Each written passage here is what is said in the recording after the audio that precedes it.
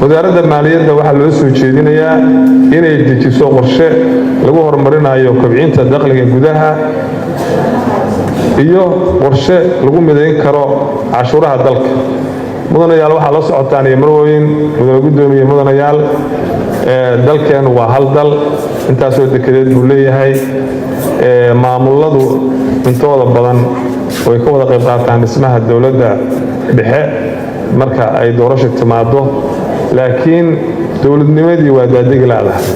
dowladnimadii haddaan dakhliga la midayna wax badan baa qabya noqon doona taas wasaaradda keliya inay siyaasadda la timaadaa laga rabaa iyo xukuumadda hadda jirta laakiin waxaan boorinaynaa dhammaan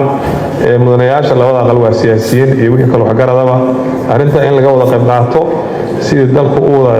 cashuurihiisa loo midayn lahaa soo jaanqaadi lahaa waxyaalaha 30 iyo dhowrka sano loo kala qoqobnaana ay meesha uga bixi lahaayeen.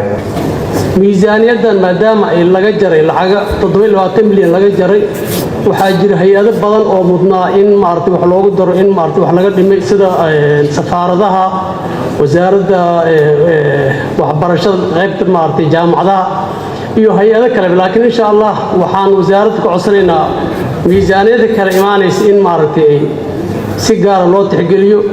marka waxaan idin ka codsanaynaa anagoo maartay ku hadlayna guddiga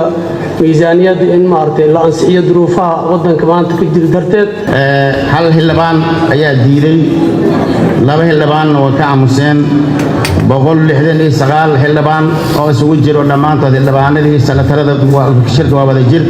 169 waa ogolaadeen sidaa daraaddeed miisaaniyadda 2000 waa ansixirida iyo maartay miisaaniyadda keenisteedii biraha loo cayimay oo dastuurkeena iyo shuruudaha kulligood u cayimeen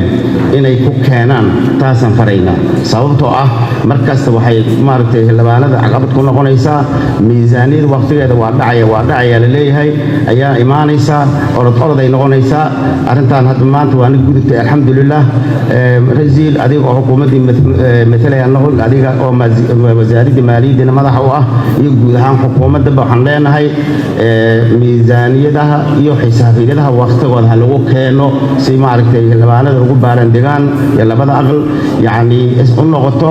yani dafdaf iyo hirhirid aan ahayn si degan sida loogu talagalay sharciga amray heer hoosaadida golaha iyo dastuurka nafaraayo taas inaad fulisaan taas ayaan soo jeedinaynaa